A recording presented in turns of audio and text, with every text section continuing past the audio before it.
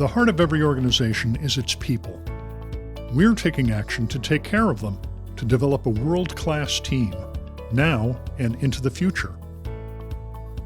This is Empowering Excellence with Art and Frankie.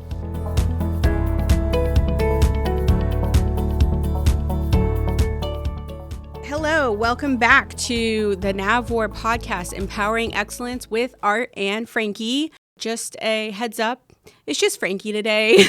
Art wasn't able to make it, so I told him that I would take the lead. I felt pretty comfortable with the content that we're going to discuss today. We have some great news and information to share, and I'm really excited. We have two special guests with us. So our first guest that we're going to be talking with today is Jason Semerakis. He is the founder and CEO of Transition Careers.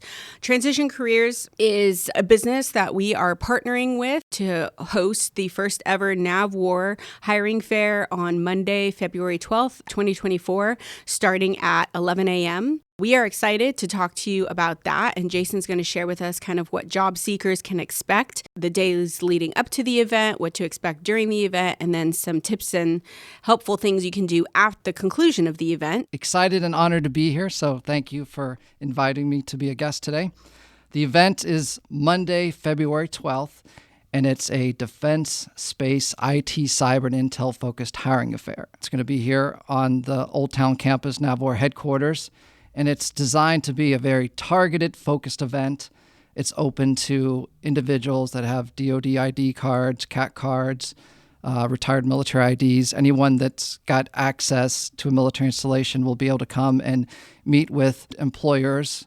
The event will also help job seekers in a couple of different facets. One, they'll be able to engage and meet with folks face-to-face, ask questions, find out about what's necessary, what certifications they need for positions, find out what job opportunities are currently open, what's on the horizon. Just ask questions, get that face-to-face interaction, not only from NAVWAR, but other employers from federal agencies and defense contractors. I mentioned earlier, we're excited to partner with you for the first ever career fair here at OTC. You hit a little bit on, it's going to be very intimate, not overwhelming for the prospective employees, job seekers. Can you tell us a little bit more? Because I actually haven't been to any career fairs in quite a while, but I'm sure that people listening in who may be interested in looking for a new challenge, job opportunity, would love to kind of envision what they can expect on 12 February. Anyone that's interested, they should definitely register, upload their resume. Even if they can't physically make it, still register, upload the resume. That way it'll be shared with the participating employers. When they register on my site, they'll get tips on what to do before, during, and after. Okay. But the main thing that I tell any job seeker, it's all about networking. And your goal when you come to these events is to expand your network, make some new contacts. Mm-hmm. Even if you don't find an opportunity tomorrow, that doesn't mean that someone that you met, they'll call you a week or 2 weeks or a month down the road and say, hey, I met you at this event. We have this new opportunity. You're a great fit. Yeah. We want to talk more and, let's set up an interview. Definitely. I think you hit on something really important. If nothing else, the networking alone can be very valuable. At NAVWAR, we tend to use this, I'll call it a resume intake system because that's the capacity of it right now, called Yellow. And you're right. It's a very focused job fair. At NAVWAR, we've said it before, we have tons of professions here, everything from HR to budget to legal to contracts to safety, security, the list goes on. In my case, I'm not going to be filling any HR positions because I don't have any vacancies, number one, but number two, because that's not the target of this particular job fair, it still is a great opportunity to network, get that resume in, because what we do with our Yellow tool from a NAVWAR perspective is we go back into that repository of all the resumes that we've collected. And you're right, just how you explained it. There may not be an opportunity for that particular individual and their skill set this month, next month, but maybe 6 months from now. And we can pick up the phone and call them and say, I've looked at your resume. You've got the qualifications. We think this would be a great fit. Are you interested? The other thing I want to take an opportunity and mention to our listeners here and anybody else who might have come across this because somebody shared it with you. We are actually going to be daring The HR team here at NAVWAR is going to push the envelope, and we're going to do something I don't think is very common. We've decided, as part of our first annual career fair here in partnership with you at Transition Careers, we are going to position ourselves to maximize the opportunity for giving on-the-spot job offers. So the potential is out there. If you register and you come to this event looking for a profession in defense, cyber, intel, IT, did I leave anything out? I think that was about it. Okay. That's it. Okay. If you're looking for a profession there, there's a great chance that you might be able to walk out same day on 12 February with a job offer. So going back to your point, don't wait till the last minute. I am always guilty of that. It is extremely helpful to NAVWAR HR team if you pre-register, upload that resume in there ahead of time, because our NAVWAR department leaders are going to be going into that repository and culling through the resumes, and the off chance that they might see somebody that they want to actually hold essentially an interview the day of. Assuming everything goes well, we can extend that job offer. That's really exciting. And if you were kind of on the fence about, I don't know, maybe not, hopefully that'll push you over and get you in the door, because we are always looking for talent. Our mission requires it. And the warfighter and the fleet, we need the best and brightest. So I'm excited about that. We'll see how far this risk-taking, envelope pushing is going to go. But we would like to get your stuff in advance. But on the off chance that you're like me and you wait to the last minute, we also have a contingency plan in place. The team will be on site and ready to do qualifications review on the spot. That can also help facilitate perhaps interviews, or maybe not an interview that day, scheduling it out later in the week. The networking, the connections is important. So can you tell me a little bit more about, you kind of walked through, the employers, what they can expect. You mentioned anybody that can access a federal installation, in this case, our Old Town campus. What else do you think that people would need to know or would be helpful for them to know? I want to focus on transitioning service members. So That's why the name of my company is Transition Careers, because I want to help transitioning service members as much as possible. So if you're going to be transitioning out 6 months down the road, a year, 2 years, I highly encourage you. This is the time when you want to get out, network, when they get to talk to people and find out opportunities and what people are looking for. That helps them plan for when they decide they're going to transition out of the service. Yeah, when they're ready to go. That's a great point. We talked about, kind of what to expect before, during the event. Talk to me a little bit about what they can expect at the end of the event on the 12th. Well, first, I would tell these job seekers, make sure you talk to everyone, because you're coming to the event. Don't skip over someone because you're assuming they might not have a good opportunity, or you have a different thought of what they do or what positions they have. And when they register, they're going to get tips on what to do before, during, and after. Oh, okay. So they're going to have a punch list of what they need to do after. So they need to take ownership. I always tell people that I'm the host of the party. Yeah. I'm not making the love connection. I'm just creating the environment where people can meet and make those connections. But they got to take ownership. They have to do their follow-up with the individuals that they got to meet. Basically manage your own career. That's very important. But the networking is where it starts.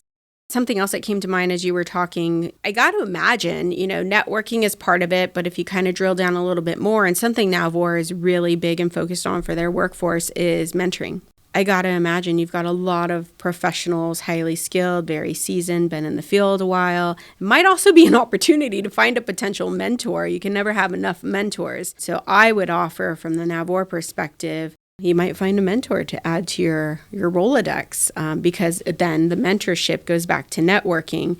They may not have anything for you, but they know somebody who has a need, and boom, you would have never otherwise found it if you hadn't done that networking and perhaps made a connection for a mentor. So something else to consider as well. One other thing I wanted to mention. I typically don't like to do events on Mondays, but there's a specific reason. Oh, what is that reason? It's because there's a huge conference that comes to San Diego called West. It's the premier IT-focused event for the Department of Defense. Okay. Timing of the event is to make it convenient for employers or defense contractors and federal agencies that may be coming in for that and they have recruiting needs. They can participate in the event and vice versa. That's right. Anyone that's looking for an opportunity that happens to be coming into town, they can come to the event on the 12th, which is the day before that conference opens up. That's right. And that was really good planning. I'm glad you mentioned that. NAVWAR plays a huge role in that conference that you're talking about, FCO West, and NAVWAR will be present there. A lot of our leaders will be there. So thanks for making that connection because I completely forgot about that. I've been so focused on the career fair, but that is a very good point.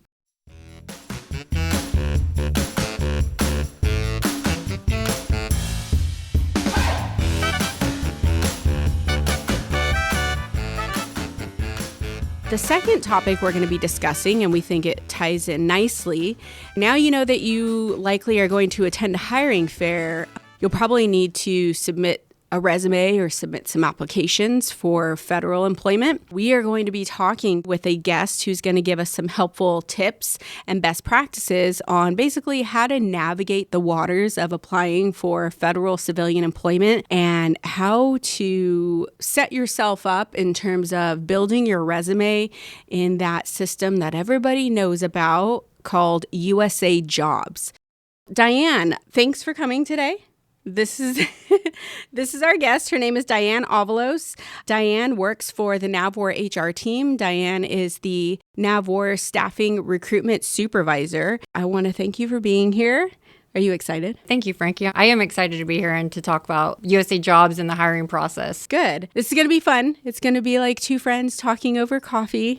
It'll be all okay. Before we jump into the topic of USA Jobs, it would be really helpful for our listeners to hear a little bit about your background. Can you share with us how you started your federal civilian career? And I think you probably started elsewhere before you entered into the civilian service. So you want to share with us? Yeah, sure thing, Frankie. I was in the Marine Corps. I was a corrections officer. I was stationed at Camp Pendleton Base Brig. I love working with the military. And while corrections wasn't necessarily a good fit for me, I still wanted to work with the military in some sense, sort of manner, when I got out of the Marine Corps. I started pursuing and looking into the federal service and wanting to get a job doing that. And what's even more interesting is I had so many people telling me, well, good luck with that. Like, you need to know the right people to get a job like that. And also, you're never going to get past the system because it's set up a certain way that if you don't have this sort of experience or if you're not already a federal employee, that you're never going to get in there. And I just kind of took that up as an opportunity to look into that a little bit further. I think this topic is super relevant and it fits and ties into like my experience in my past and then getting to where I'm at today. You know, now I've been working for the federal service for going on 8 years now, and it's just been a wonderful experience.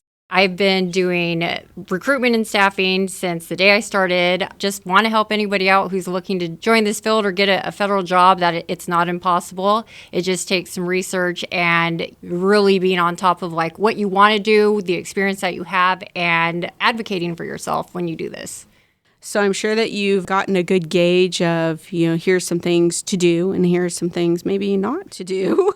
Definitely. And so I hope that you'll share that with our listeners just to make sure everybody's on the same equal footing here. Why would somebody need to know about USA Jobs? So I would say that USA Jobs is probably the primary source for applying for federal positions or looking for just anywhere to work for the civilian service. And I'm not saying it's the only platform for it, but it is a good place to start. And also there's a lot of resources available to do applicants on USA Jobs website. If you're looking for specific types of positions that you're trying to apply for or how you could qualify for some of these positions. Mm-hmm. I really like their build your own resume feature, which is just the resume builder. It actually takes you and walks you through this process to ensure that when you apply for these positions, that you're including all of the relevant and pertinent information that's going to get you in the door if you have that qualifying experience. I highly recommend using the resume builder feature, and whether or not you build your resume that way or not, it's a good place to start because at least you can see from there the information that you need to provide. The difference in putting it in or leaving it out could be the difference of you being referred for a position or not being referred. There's also a lot of other features in there where you can set up some job searches for yourself where you can receive notifications. So if you're looking for jobs in like the intel community or human resources, as an example. That's something that you can put into like your areas of interest. And then also you can make your resume searchable on there too. There's really a lot of good features in there. It's just a great place to start and learning more about civilian service too, and how to get your foot in the door. Okay. Well, you mentioned a couple of things already that I think we could maybe dive in the weeds a little bit more on them. I think it would be helpful to the listeners. So let's talk about profile established. You need to do that. You mentioned resume. Well, yeah, if you're going to apply for a federal job, you probably have to have a resume to submit. It tells you what information it needs from you, text boxes that you will drop your content into. So that's one option. The other option that USA Jobs allows users to do is simply upload their own Word document or PDF of their resume. And in that sense, that is something where the user can format and do the style of their resume that they prefer. They're not bound by the fill-in features of the resume builder that USA Jobs has. So let me ask you this. What would you say are perhaps the pros and cons of using Resume Builder over somebody like me who's like, nah, I don't want to be confined. I want to build my own resume? The pros of using it is that it's going to have all those inputs so you don't miss information that is required when you're applying for federal positions. Additionally, when you complete all of these fields, it will spit out a template of a resume that's pre-formatted for you in the way that you're filling out all the text box inputs on whether it's your experience, your education, or maybe some certifications that you have, volunteer service, anything like that. When it's all said and done, it's going to come out with a formatted resume, and it's going to line up your experience chronologically, at least from my experience in building mine before. Like, I guess on the con side of that, it would take away from if you wanted to put your own like spin on your resume, like model it to look a little bit differently. There could be a little bit of a risk there because you're not following a standard format. So there's a chance that you could leave out some pertinent critical information that ultimately could disqualify you from even being considered. Federal resume writing is a lot different. Like, we actually need to substantiate what we're doing. And also, your reader on the other end is going to be another HR professional. So if you work in IT and your previous job experience is all IT related, if you're writing in your resume a bunch of acronyms and stuff that like an HR person probably wouldn't know, you want to model it in a way that your reader is going to be able to understand. So this way they can qualify you against the position requirements. When you're applying for job announcements, it's really crucial to make sure you're reading the announcement in its entirety, because spending all that time working on this amazing resume that talks about your experience, and then you get a notification, oh, you're not being referred because you didn't provide supporting documentation as required. It's an easy way to miss out on a job opportunity that could have been like the right fit. Really focus on the qualification statement and make sure that your resume substantiates that qualification statement. Identifying specific job families or occupations that you're looking for. What do you want to share with us about that? You can actually set up a job search alert in USA Jobs. So if you have a certain series, like, for example, HR's 200 series, you can set it up that anytime a position is advertised, and if you're looking to work in a certain location, that you can actually set it up to receive email notifications when announcements like this get posted. So tailor it to what you're looking for and what you know you want to do. That's an excellent feature, and it's super easy to do. So setting up the job search alert, I use that. I think it's a great tool because I don't have the best memory and I get taken away and like distracted, like, oh, squirrel, something sparkly over there. So the job search alert has come in super handy for me just in my professional career because I have it set up where it sends me daily notices anytime a job opens. So I get the email around 10 o'clock at night to alleviate you from having to check every day or every week on USA Jobs. Another really important thing, too, is paying attention to what's called eligibilities for these positions. So if you're a veteran or if you're a student and this is a job that's open for interns, they have links on there that you can click on and it'll tell you what what you would need to qualify under that criteria. And it's very specific. So veterans, you need to upload a DD-214 or a statement of service. You have veterans preference. They also have Schedule A for individuals with a disability. The other thing I just thought of right now, see, I get distracted quickly. Going back to building your profile and reading the announcement. I'm starting to see announcements now where they say, okay, the job opened January 8th. It's going to close January 15th or when we receive 100 applications. Here's the disclaimer, guys. If you've ever seen that, submit early. Don't wait until the close date because it would sure be a shame where you're like, well, I thought it wasn't going to close for another week and a half. Yeah, but they said first, 100 applications. You want to be in the first 100.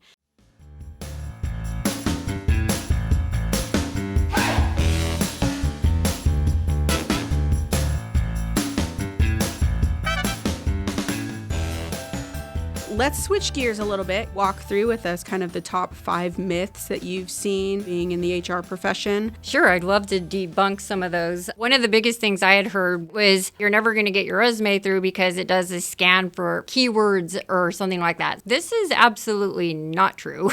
What happens is when you go and you apply through USA Jobs, you are going to take an assessment questionnaire, and it all starts there based off of the way that you're answering those questions, whether you're going to be referred or not, and how you score on there. It's always important to be honest in the way that you're answering your questions because your responses will be measured against what's in the content of your resume.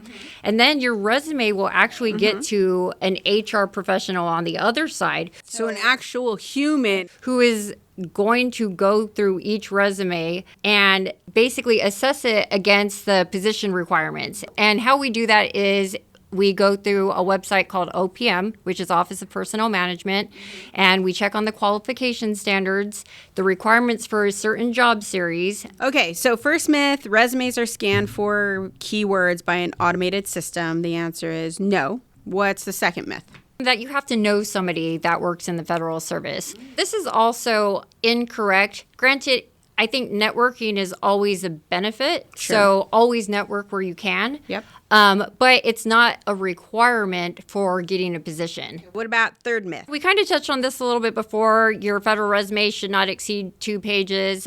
So there's, like I said, there's no minimum or maximum requirement for a resume, but it should be detailed enough, like more than bullet points, where you are expanding on your experience and you're laying it out. And, I can't emphasize enough to try to avoid using acronyms as much as possible. So spell it out. And at the same time, don't overwhelm it like you don't have to write a book. Be considerate that somebody is going to be reading this. List your relevant experience for the position that you're trying to fill. Typically, experience that's not relative to the position that you're trying to fill isn't going to be really looked at. So that's why it's really important to write relevant experience to these positions. Right. We're on to myth number 4. You need a security clearance to qualify for a federal job. Ooh. Not true, although there are background checks that will be done for every federal position and at least eligibility for a clearance that needs to be provided. So it's a little bit more in-depth when you have to do the background clearances, but it's not a requirement for all positions. The great news is if you're reading the announcement, it's going to tell you exactly in there what clearance level is required for the position that you're applying to. Last myth, myth number 5. Hit me with it. All federal government job openings are listed on USA Jobs. It's a very good place to start, like I said. There are other agencies that may not necessarily post to USA Jobs, and that's where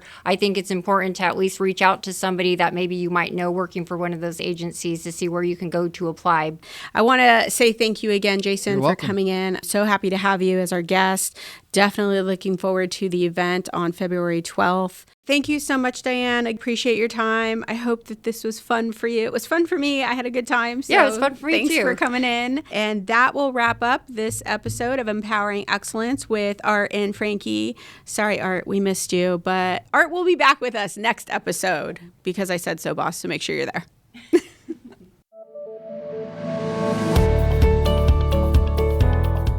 Empowering Excellence with Art and Frankie is a production of the NAVWAR Headquarters Public Affairs Office in association with NAVWAR Corporate Operations. Our podcast production team includes Ed Disco Buckleton, Kara McDermott, and Ramon Go, our digital media specialist who produced today's show. On behalf of Frankie and myself, I am Art Sterrett. Have a great Navy Day.